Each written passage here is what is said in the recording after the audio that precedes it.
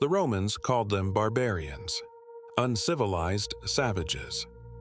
But the tribes that threatened Rome's borders were anything but primitive. These warriors wielded weapons that could slice through Roman shields, wore armor that rivaled the legions, and employed cavalry tactics so devastating they would reshape warfare forever. Let's talk about the Goths.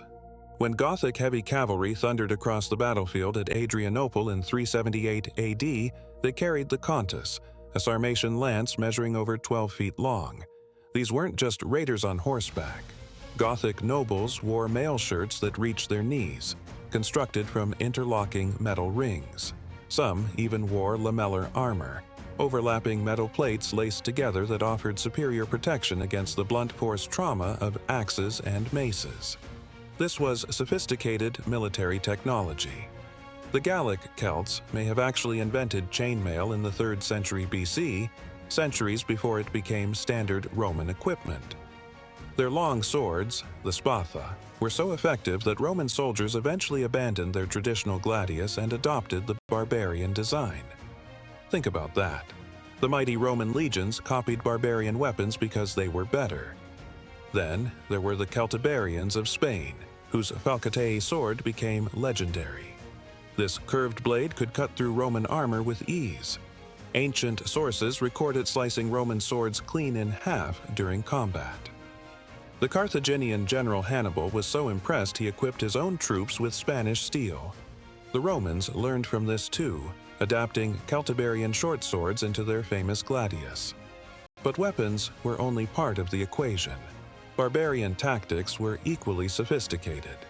The Goths and Germanic tribes used wedge formations with shock cavalry to split Roman lines.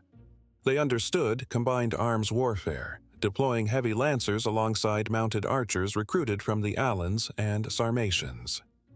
The Huns brought the recurve composite bow to Europe, a weapon constructed from wood, sinew, horn, and bone that curved back on itself for devastating power and range. At the Battle of Adrianople, Gothic cavalry didn't just charge blindly. They timed their attack perfectly, hitting the Roman flank when the legions were exhausted and disorganized. Emperor Valens died on that battlefield, and 2/3 of the Roman army was annihilated. No Roman emperor had been killed in battle with barbarians since the Republic. This wasn't luck. This was tactical brilliance.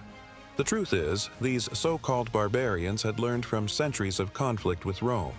Thousands had served as Roman mercenaries and brought that knowledge home.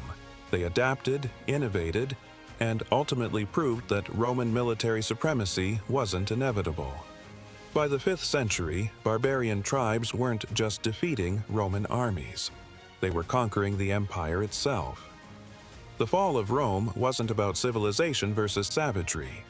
It was about one military system being outmatched by opponents who were every bit as sophisticated, just different. The barbarians didn't destroy Roman military technology. They absorbed it, improved it, and used it to forge the medieval world.